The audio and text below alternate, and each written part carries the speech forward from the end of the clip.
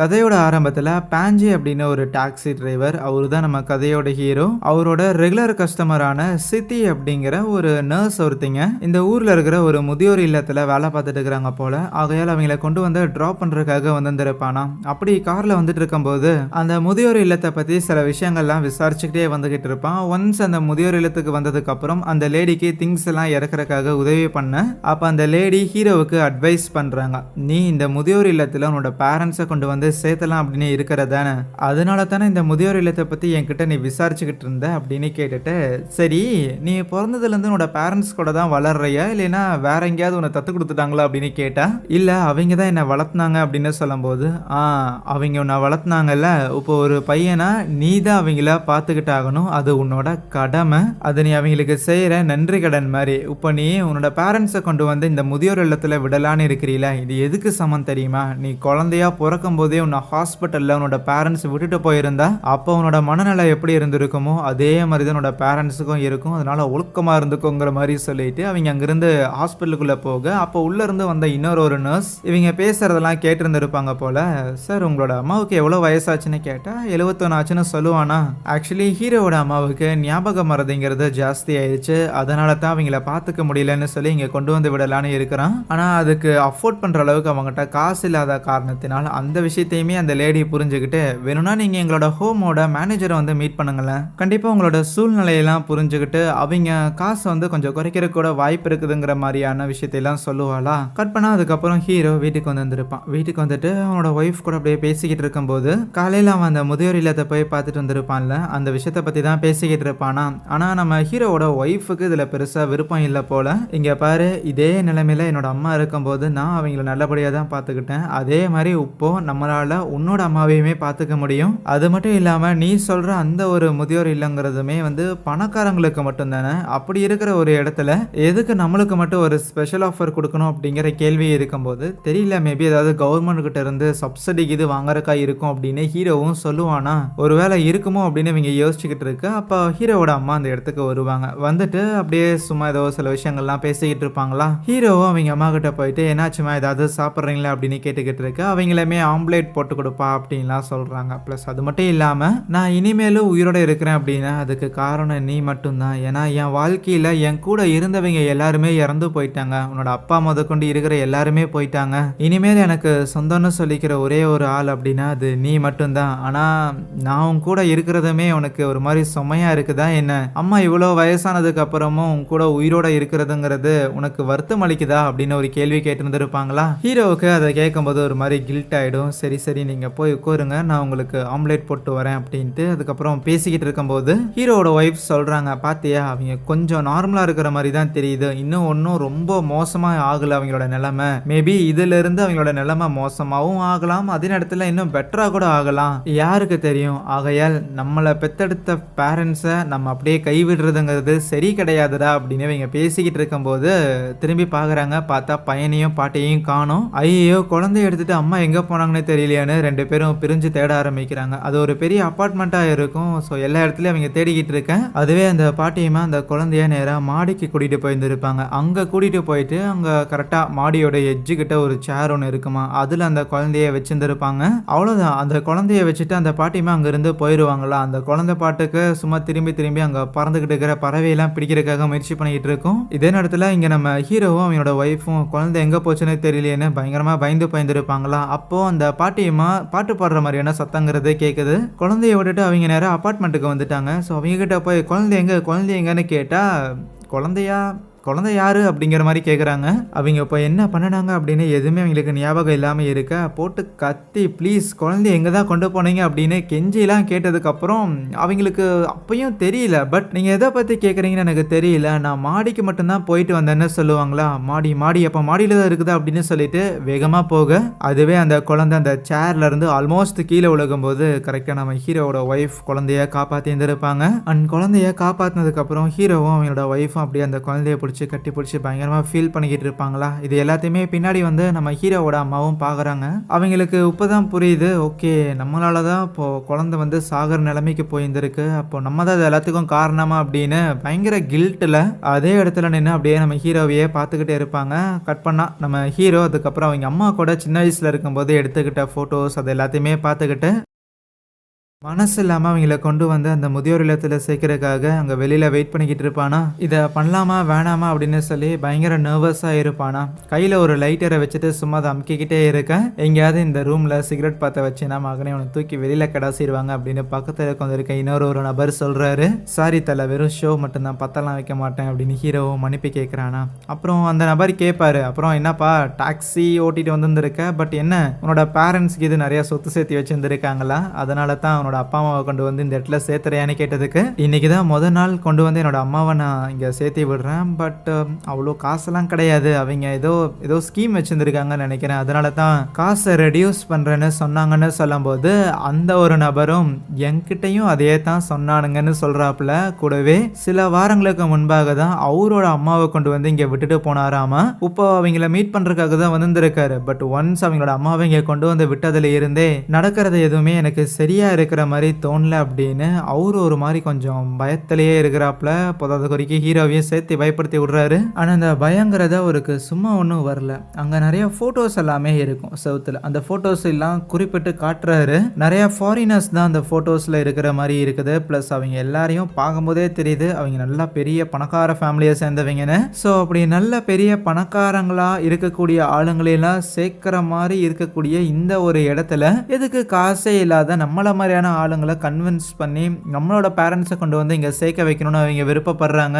இது எதுவுமே உங்களுக்கு சந்தேகப்படுற மாதிரி தோணலையா அப்படின்னு இவர் பேசிக்கிட்டு இருக்க கரெக்டா அந்த சித்தி அப்படிங்கிற அந்த ஒரு நர்ஸ் வராங்க. நம்ம ஹீரோ கொண்டு வந்து டிராப் பண்ணியிருப்பான்ல அதே நர்ஸ் தான் அவங்க. இப்போ ஹீரோ கிட்ட புலம்பிக்கிட்டு இருந்தா அந்த ஒரு ஆள் கிட்ட, நீங்க உங்களோட அம்மாவை பார்க்கணும் அப்படின்னா நைட்டு வாங்க அப்படின்னு சொல்லியிருந்திருக்கேன். நான் ஏன் நைட்டு வரணும், அதான் இன்னைக்கு வாங்க நீங்க சொல்லியிருந்திருக்கீங்க, நானும் வந்திருந்திருக்கேன், என்னோட அம்மா என்ன பார்க்க மறுக்கிறாங்களா அப்படின்லாம் கேட்டா, இல்ல சார் நைட்டு தான் உங்களை பார்க்கறதுக்கு அனுமதி இருக்கு, அதனால நீங்க இப்போ போயிட்டு நைட்டு வாங்க அப்படின்னு சொல்லியிருந்திருக்கா. அந்த ஆள் செம்ம கோவத்தில் நம்ம ஹீரோ கிட்டையுமே, இங்க பாரு போய் உன்னோட அம்மாவை கூட்டிட்டு நீ இங்கிருந்து போயிரு, அதுதான் உனக்கு நல்லதுங்கிற மாதிரி சொல்லிட்டு அந்த ஆள் அங்கிருந்து போயிருந்திருப்பான். அதுவே அந்த சித்திங்கிற நர்ஸும் அவ்வளவு சொல்லியும் நீ உன்னோட அம்மாவை கொண்டு வந்து இங்க சேர்க்க வந்திருக்கீல்ல அப்படிங்கிற மாதிரியான ஒரு பார்வையில ஹீரோவை பார்த்துட்டு போயிருந்திருக்கேன். அதுக்கப்புறம் ஹீரோவை கூப்பிட்டுக்கிட்டு ஒரு நர்ஸ் வருவாங்க.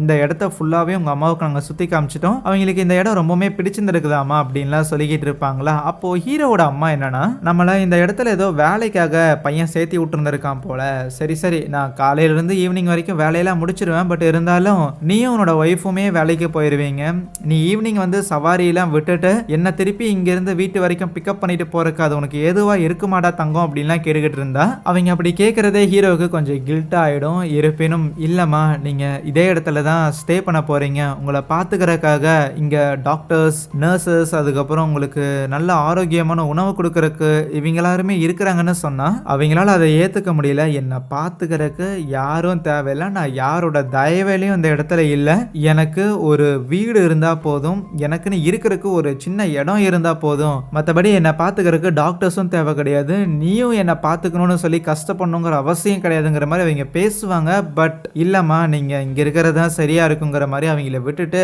வேகமா ஹீரோ வெளியில வந்து கார்ல ஏறி கிளம்பலான்னு இருக்க அவங்க அம்மா வெளியில வந்து அப்படியே கதறி அழுவாங்க. பட் வேகமா அங்கிருந்து போயிடுவான். பட் கார்ல வந்துகிட்டு இருக்கும்போது ஹீரோ அண்ட் ஹீரோவோட ஒய்ஃப் ரெண்டு பேருக்குமே செம்ம கில்ட்டா இருக்கும், இப்படி விட்டுட்டு வந்திருக்கோம்ல, கண்டிப்பா இந்த ஒரு செயலுக்காக நம்ம ரெண்டு பேரும் நரகத்துக்கு போனா கூட ஆச்சரியப்படுறதுக்கு இல்லைங்கிற அளவுக்கு அவங்க வருத்தப்படுறாங்க. கட் பண்ணா அன்னைக்கு நைட்டு ஹீரோ திருப்பி அவங்க அம்மாவை அந்த நர்சிங் ஹோம்ல இருந்து வீட்டுக்கு கூட்டிட்டு போவதற்காக வந்திருப்பானா. அப்படி வரும்போது முதல்ல கதவை தட்டுறான், யாரும் நீக்கல, ஆனா ஓபன் பண்ணா அது பாட்டுக்கு ஓப்பன் ஆகிருக்கு, யாரும் லாக் பண்ணவே இல்லை. தொடர்ந்து அவங்க அம்மாவை தேடிக்கிட்டே ராது நர்ஸ் கீது இருக்கிறீங்களா அப்படின்னு கூப்பிட்டுக்கிட்டே உள்ள போயிட்டே இருக்கும்போது ஒரு இருட்டு ரூம்குள்ள போறானா. அங்க அவங்க அம்மாவோட குரலுங்கிறது கேக்குது. இவனுமே டார்ச் அடிச்சு பாக்குறான். பார்த்தா அந்த இடத்துல ஏதோ ஒரு நபர் அவங்க அம்மாவோட கையை அப்படியே வெட்டி எடுக்கிற மாதிரி இருக்க டக்குன்னு தூக்கத்துல இருந்து எழுந்திருச்சுருப்பானா. இது வெறும் கனவு தான், ஆனா அவங்க அம்மாவை அந்த ஒரு இடத்துல இனிமேலும் இருக்க விடுறதுக்கு ஹீரோ ரெடியா இல்ல. அவனோட ஒய்ஃப் கிட்ட சொல்லிட்டு நான் போய் அம்மாவை கூட்டிட்டு வரேன்னு கார் எடுத்துக்கிட்டு நேரா அந்த நர்சிங் ஹோமுக்கு வந்திருப்பான். கனவுல வந்த மாதிரியே அந்த நர்சிங் ஹோமை யாரும் லாக்லாம் பண்ணியிருந்திருக்க மாட்டாங்க. அவன் பாட்டுக்கு ஓப்பன் பண்ணிட்டு உள்ள வந்துருவான். உள்ள வந்துட்டு தொடர்ந்து ஒவ்வொரு ரூமா அவன் செக் பண்ணிக்கிட்டு இருப்பானா. எல்லா ரூமுமே எம்டியா தான் இருக்கும். என்னடா இது எல்லா ரூமும் எம்டியா இருக்கேன்னு தொடர்ந்து அவன் செக் பண்ணிட்டே வந்துகிட்டு இருக்கும்போது, அப்போ திடீர்னு நிறைய ஆளுங்க எல்லாருமே பேசுற மாதிரியான சத்தங்கிறத கேட்டிருந்திருக்குமா.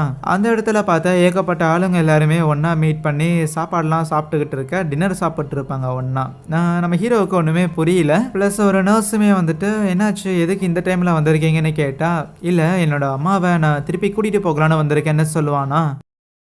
ஓ! புரியுது. கில்ட்டியா ஃபீல் பண்றீங்கல்ல. அது மொத நாள் இப்படிதான் கொஞ்சம் கஷ்டமா இருக்கும். அம்மாவ நம்ம தான் பார்த்துருந்துருக்கணும். அப்படி இருந்த போதிலும் அவங்கள கொண்டு வந்து இங்க விட்டது அது தப்பு அப்படின்னு சொல்லி, உங்களுக்கு சில கொடூரமான கனவுகள்லாம் கூட வந்திருக்க வாய்ப்பு இருக்குதுன்னு நெனைக்கிறேன். நீங்க கண்டிப்பா உங்க அம்மா மேல நெறைய பாசம் வச்சிருந்திருப்பீங்க. ஆனா எதுக்கு உங்களோட அம்மாவ நீங்க இந்த இடத்துல கொண்டு வந்து விட்டீங்க அப்படிங்கிற அந்த ஒரு விஷயத்த நீங்க மறந்துட்டீங்களா அப்படின்னு கேட்க, இல்ல ஹீரோவுக்கு நல்லாவே தெரியும். தன்னோட அம்மா வந்து குணமாகணும்னு சொல்லி தான் இங்க கொண்டு வந்து விட்டிருந்திருக்கான். குணமாகுற வரைக்கும் அவங்கள பார்த்துக்கிறதுக்கு நல்ல ஆளுங்க வேணும் அப்படின்னு. அந்த வகையில் உங்கள் அம்மாவை குணப்படுத்துகிற வரைக்கும் கண்டிப்பாக நாங்கள் நல்லபடியாக பத்திரமா தான் பார்த்துக்குவோம். உங்களுக்கு கில்ட்டாக ஃபீல் ஆகுதுங்கிறங்காட்டிலாம் இப்போ நீங்கள் உங்களோட பேரண்ட்ஸை உங்களோட அம்மாவை இங்கேருந்து நீங்கள் கூட்டிகிட்டு போயிட்டீங்கன்னா அதுக்கப்புறம் அவங்க எப்போவுமே சரியாக மாட்டாங்க. உங்களோட கம்ஃபர்ட் ஃபீலிங்காக நீங்கள் உங்கள் அம்மாவை கூட்டிகிட்டு போயிட்டு அவங்க கஷ்டப்படணும்னு நினைக்கிறீங்களா அப்படின்லாம் கொஞ்சம் எக்ஸ்ட்ராவாக கில்ட் ட்ரிப் பண்ணிக்கிட்டு இருப்பாளா. ஹீரோவுக்குமே இவங்க சொல்கிறது எல்லாமே ஓகேங்கிற மாதிரி தான் தோணுது. இருந்தாலும் சம்மந்தமே இல்லாமல் எதுக்கு இந்த இடத்துல நிறைய ஆளுங்க எல்லாரும் இருக்கிறாங்க, இவங்க ஏன் ஒன்னா வந்து சாப்பிட்றாங்கன்னு கேட்டதுக்கு, ஓ இவங்களா, இவங்க எல்லாரும் எப்படி உங்களோட அம்மா வந்து இந்த இடத்துல ஒரு பேஷண்ட்டாக அட்மிட் ஆயிருந்திருக்காங்க, அதே மாதிரி தான் இவங்களோட பேரண்ட்ஸும் இங்கே அட்மிட் ஆயிருந்திருப்பாங்க. எல்லாரும் ரொம்ப வருஷமா எங்களோட பேரண்ட்ஸை கொண்டு வந்து இங்கே சேர்த்திருக்கிற காரணத்தால எல்லாரும் மாற்றி மாற்றி மீட் பண்ணி ஒரு நல்ல ஃப்ரெண்ட்ஸாக இருக்கிறாங்க. அதனால தான் ஒரு மாதத்துக்கோ இல்லை 2 மாதத்துக்கு ஒரு சின்ன கெட் டுகெதர் மாதிரி மீட் பண்ணியிருந்திருப்பாங்க. மற்றபடி வேற எதுவும் இல்லை. நீங்கள் வேற எதுவும் நினச்சிக்கணும் அவசியமாக இல்லை. இப்போதைக்கு நீங்கள் போங்க. உங்களோட அம்மாவும் ஆல்ரெடி மிட் நைட் ஆயிடுச்சு, கண்டிப்பாக தூங்கிக்கிட்டு தான் இருப்பாங்க. அவங்களுமே கொஞ்சம் நீங்கள் போனதுலேருந்து வருத்தப்பட்டு இருந்தாங்க. கொஞ்சம் சமாதானப்படுத்தி இப்போ தான் அவங்கள நாங்கள் கொஞ்சம் ஓய்வெடுக்க வச்சுருந்துருக்கோம். அதனால் இப்போ நீங்கள் அவங்கள பார்க்குறது அப்படிங்கிறது சரியாக இருக்காது. ஒரு வாரம் கழிச்சு வாங்க, கண்டிப்பாக அவங்களும் நார்மல் ஆயிடுவாங்க. நீங்களுமே ஓரளவுக்கு எமோஷ்னலி ஸ்டேபிள் ஆயிடுவீங்க. அதுக்கப்புறம் அடிக்கடி வந்து மீட் பண்ணிட்டு போகலாம். ஒன்ஸ் உங்களோட அம்மா வந்து குணமாயிட்டாங்க அப்படின்னா அதுக்கப்புறம் நீங்கள் வீட்டுக்கு கூட கூட்டிகிட்டு போகலாம். ஒன்றும் பிரச்சனை இல்லை, நீங்கள் பயப்படணுங்கிற தேவையும் இல்லை அப்படின்னு அவங்க நிறைய விஷயங்கள் எடுத்து சொல்லியிருந்திருப்பாங்க. பட் அவங்க சொல்கிறதுல ஒரு விஷயம் கூட சின்சியரா இருக்காது. எல்லாத்தையுமே ஒரு மாதிரி நக்கல் தோணியில சிரிச்சுக்கிட்டே சொல்லியிருந்திருப்பாளா. அதுதான் ஹீரோவுக்கு சந்தேகத்தை வர வைக்குது. பட் எதையும் காட்டிக்காம சரி நான் தான் தேவையில்லாம ஓவரா ரியாக்ட் பண்ணிட்டேன் போலயே அப்படின்னு சொல்லிட்டு வெளியில வந்தவனும் காரை எடுத்துட்டு ஆல்மோஸ்ட் கேட்டு கிட்ட வரைக்கும் வந்துடுவான். பட் அதுக்கப்புறம் காரை நிறுத்தினவன் என்ன நடக்குதுன்னு பாக்குறதுக்காக தான் வந்தது யாருக்கும் தெரியக்கூடாதுங்கிறதுக்காக அவன் பேக் டோர் வழியா உள்ள வந்திருப்பானா. அப்படி வந்து வேற எங்கேயாவது அம்மா இருக்கிறாங்களா அப்படின்னு பார்த்துட்டு இருக்கேன். அந்த நர்ஸ் இவன் வர வழியா வரதை கவனிச்சிடறான். அதனால திருப்பி பின்னாடி வழியா ஓடி வருவானா. அப்போ வேற ஒரு ஆள் வர மாதிரி என்ன பண்றதுன்னு தெரியாம வேற ஒரு ரூம்குள்ள போய் ஒளிஞ்சிருப்பான். ஆனா பேசிக்கிட்டே அந்த ரூம்குள்ளேயே ஆள் வர மாதிரி இருக்க நேரம் அந்த ரூமோட கபோர்ட்ல போய் ஒளிஞ்சுக்குவானா. அந்த ரூம்குள்ள ஒரு நபர் வந்திருப்பான். வந்துட்டு அங்க ஹேங்கர்ல தொங்க விட்டுருந்த ஒரு ஹூடி மாதிரி எடுத்து போட்டுக்க. அந்த ஹூடியில ரெட் கலர் லைட் எல்லாம் வேற எரியுது. அந்த ஹூடியை போட்டுக்கிட்டவன் நம்ம ஹீரோ இப்போ ஒரு அலமாரியில போய் ஒளிஞ்சிருக்கான்ல, அந்த அலமாரியை நீக்க ஹீரோ சைட்ல போய் ஒளிஞ்சுக்கிறான். பட் அந்த அலமாரிக்கு பின்னாடி ஒரு கதை ஒன்று இருக்குது போல, அதை நீக்கிக்கிட்டு உள்ள போகிறானா. ஹீரோவுமே அதை சும்மா நீக்கி பார்க்குறான். எஸ் அதை நீக்க தான் செய்யுது. ஆகையால் அவனுமே ஃபாலோ பண்ணிட்டு பின்னாடியே போக அது ஒரு அண்டர் கிரவுண்டு மாதிரி இருக்குமா. அந்த இடத்துல ஏதாவது இருக்கா அப்படின்னு ஒன்று தேடிக்கிட்டே இருக்கும்போது அப்போ ஒரு ரூம்குள்ள ஸ்ட்ரக்சர்ல யாரோ ஒரு நபரை கட்டி வச்சிருந்துருக்காங்க. யாரான்னு பார்த்தா காலையில ஹீரோ ஒருத்தனை மீட் பண்ணியிருந்திருப்பான்ல, அவன் கூட நம்ம ஹீரோவோட அம்மாவை வந்து இங்கே சேர்க்க வேணான்னு வார்ன் பண்ணியிருந்திருப்பான்ல, அவனே தான். நைட்டு வந்து உங்களோட அம்மாவை மீட் பண்ணுங்கன்னு சொல்லியிருந்திருப்பாங்கல்ல, ஆனால் நைட்டு வந்தவனை இப்போ பிடிச்சி கட்டி வச்சிருந்துருக்காங்க. ஹீரோவும் முதல்ல அவனோட வாயில கட்டியிருந்திருக்க கட்டெல்லாம் அவுழ்த்துட்டு அவனுக்கு உதவி பண்ணலாம் தான் பார்க்குறான். பட் இருந்தாலும் ஏதோ செயின் எல்லாம் போட்டு கட்டி வச்சிருந்துருக்காங்களா. மாமி செயின் எல்லாம் போட்டுருந்துருக்காங்கடா, கண்டிப்பாக அது அவுழ்க்கிறதுக்கு கொஞ்சம் டைமுங்கிறது எடுக்கும், வேற ஏதாவது டூல்ஸ் இது இருந்தால் பார்க்குறேன்டா அப்படின்னு பேசிக்கிட்டு இருக்கும்போதே அங்கே சில ஆளுங்க எல்லாரும் வர மாதிரி இருக்க எங்கே போகிறதுன்னு தெரியாம அப்படியே அந்த ஸ்ட்ரெச்சருக்கு கீழேயே படுத்துக்குவானா. இப்போ ஒரு 3 பேர் வந்துருப்பாங்க. அந்த 3 பேருமே இந்த நபரை இங்கிருந்து கூட்டிட்டு போகிறதா தான் இருக்கிறாங்க.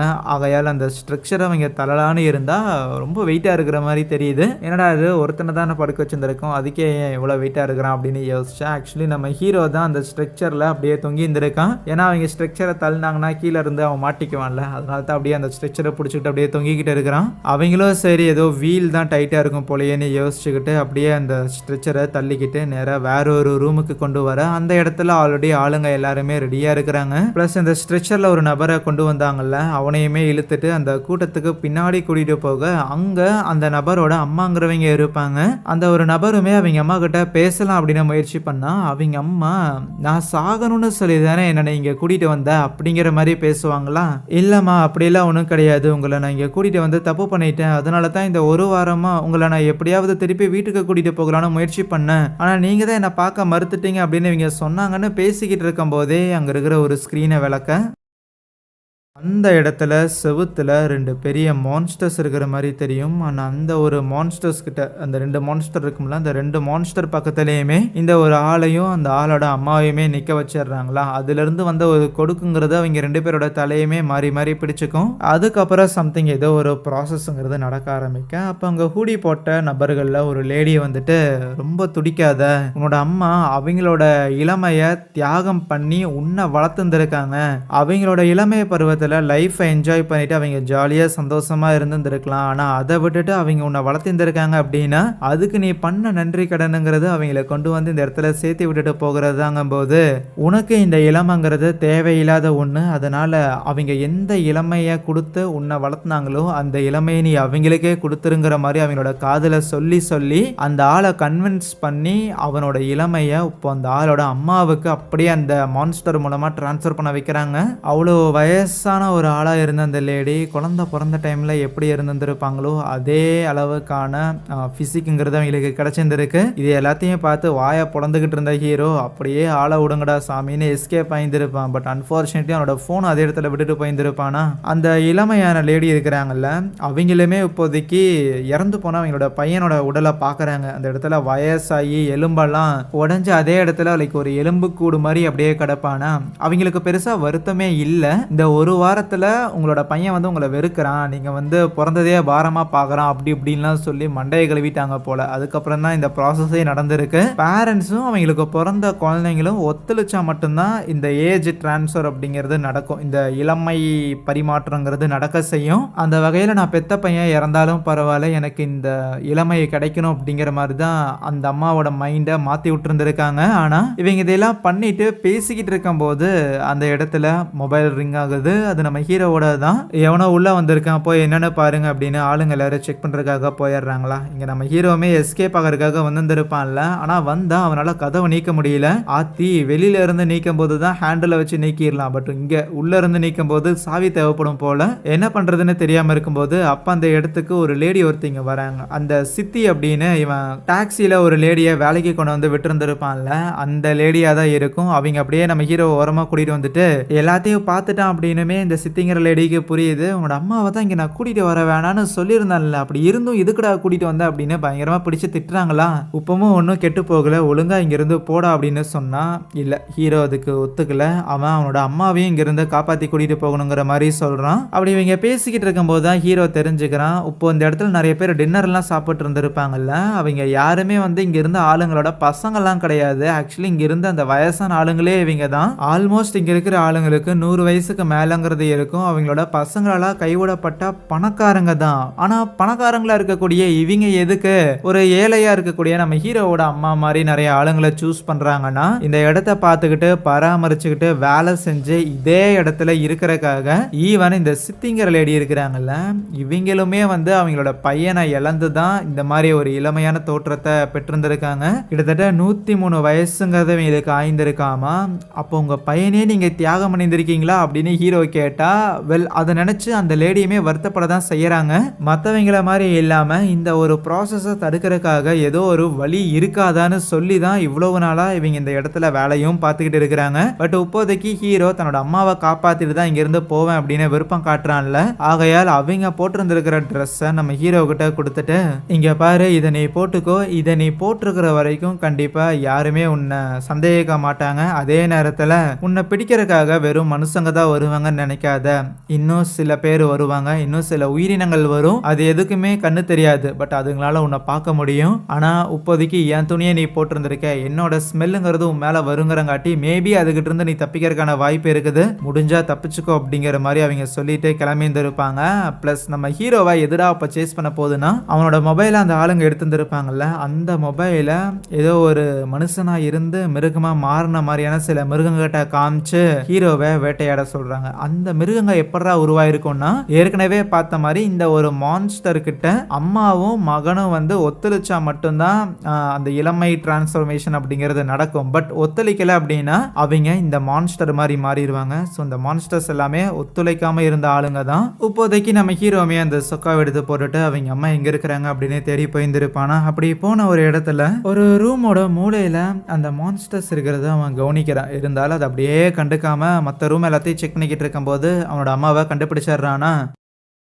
அவனோட அம்மாவை அந்த இடத்துல செயின் எல்லாம் போட்டு கட்டி வச்சுருந்துருக்காங்க. ஆகையால் அந்த லாக்கை எடுக்கிறதுக்காக அங்கே இருக்கிற கீயை எடுக்க போய் அப்படியே திரும்புகிறான். பார்த்தா அந்த இடத்துல அந்த மான்ஸ்டர்ஸ்லாம் வந்து நிற்கிது.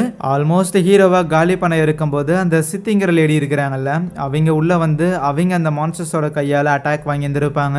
இந்த கேப்பில் ஹீரோ எப்படியோ அவங்க அம்மாவை காப்பாற்றிட்டு வரான். பார்த்தா அந்த லேடி ஆல்ரெடி இறந்துட்டாங்க. வேற வழி இல்லை, அவனோட அம்மாவையாவது காப்பாற்றிட்டு அங்கேருந்து போகலான்னு இருந்தா அதுக்கும் வாய்ப்பு இல்லாத மாதிரி அந்த இடத்துல ஆளுங்க எல்லாருமே நம்ம ஹீரோவை சுற்றி வளைக்கிறாங்களா. அப்புறம் என்ன, ஹீரோ கிட்ட இருந்து அவங்க அம்மாவை வாங்கிக்கிறாங்க. ப்ளஸ் ஹீரோவே முடிஞ்ச அளவுக்கு அவங்க கிட்ட பேசி பார்க்கறதுக்காக முயற்சி பண்ணுறாங்க. பாருங்க, எங்கள் அம்மாவை நான் இந்த இடத்துல கொண்டு வந்து விட்டு ஒரு பெரிய தப்பு பண்ணிட்டேன் தான், ஆனால் ப்ளீஸ் என்னை வந்து எங்கள் அம்மாவை கூட்டிகிட்டு போகிறதுக்காக அலோவ் பண்ணுங்க, அவங்க இங்கே இருக்க வேணாம், நான் அவங்கள பார்த்துக்கிறேன் அப்படின்னு சொன்னால் எவ்வளவு நாள் அவங்கள உன்னால் இப்போ நீ கூட்டிகிட்டு போகிற இதே அன்போட பார்த்துக்க முடியும் நீ நினைக்கிறேங்கிற மாதிரி கேள்வியெல்லாம் கேட்டால் ஹீரோவுக்கு கோவம் வந்து, என்னுடைய பணக்கார நாய்ங்களா, உங்களுக்கு வேலை செய்கிறதுக்காக ஆளுங்க வேணும், எங்க அம்மா நல்லா சமைப்பாங்க, இதுக்கு முன்னாடி அவங்க ஒரு குக்கா இருந்திருக்காங்க, அப்படிங்கிற காரணத்தால தானடா அவங்கள தேர்ந்தெடுத்திருக்கீங்க, உங்களுக்கு ஆக்கி போடுறதுக்கு எங்க அம்மா தான் கிடைச்சாங்களா அப்படின்லாம் சொல்லும் போது அந்த பணக்காரனுங்க நம்ம ஹீரோ சொல்ற எந்த ஒரு அலிகேஷனையுமே ஏத்துக்கல அப்படின்லாம் இல்லை.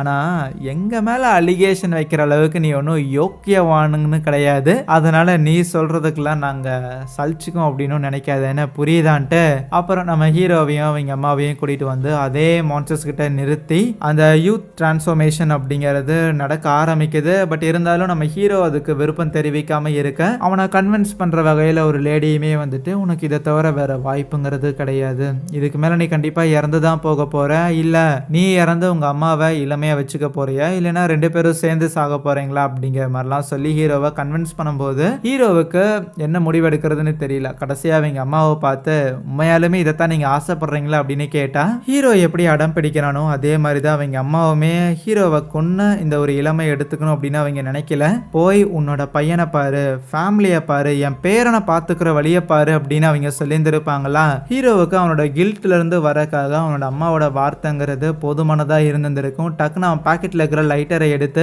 கொளுத்தி அங்கே இருக்கிற ஸ்க்ரீன் கிட்ட போட்டுருவானா. ஆனால் அந்த ஸ்க்ரீனுங்கிறது டப்புன்னு நெருப்பு பிடிச்சிரும். நெருப்பு பிடிக்கிறது மட்டும் இல்லாமல் அந்த வெளிச்சங்கிறது அந்த மான்ஸ்டருக்கு ஆகாத போல, அந்த மான்ஸ்டருக்கு நெருப்பு பிரச்சனை கிடையாது, ஆனால் வெளிச்சம் பிரச்சனையாக இருக்கும். ஆகையால் அந்த மான்ஸ்டர் அதோட வாயிலிருந்து நெருப்பு கக்க ஆரம்பிக்க ஹீரோ எஸ்கேப் ஆயிடுவான். அவங்க அம்மா மாட்டிக்குவாங்க. இருக்கிற எல்லாரையுமே அந்த மான்ஸ்டர் நெருப்பால் கக்கிக்கிட்டு இருக்க ஹீரோ அவங்க அம்மாவை இழந்துட்டோம் அப்படின்னு தெரிஞ்ச அடுத்த செகண்டே கண்ணை மூடிட்டு வேகமாக வெளியில் வந்துடுவானா. அவ்வளோதான், கம்ப்ளீட்டாக அந்த ஒரு நர்சிங் ஹவுஸே அதே இடத்துல கொழுந்து விட்டு எரிஞ்சுக்கிட்டு இருக்க அங்கே இந்த ஒரு கதையும் முடிக்கிறாங்க.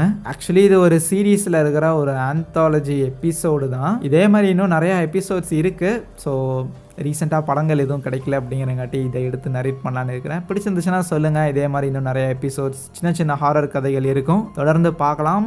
அப்புறம் பிடிச்சிருந்துச்சு அப்படின்னா உங்களோட பிடிச்சிருக்கு அப்படின்னு சொல்கிறத வந்து லைக் மூலமாக தெரிவிங்கள். கூடவே இதே மாதிரி இன்னும் நிறையா கதைகளை தொடர்ந்து கேட்கறதுக்காக சேனலையுமே சப்ஸ்கிரைப் பண்ணி வச்சுக்கோங்க. So thank you.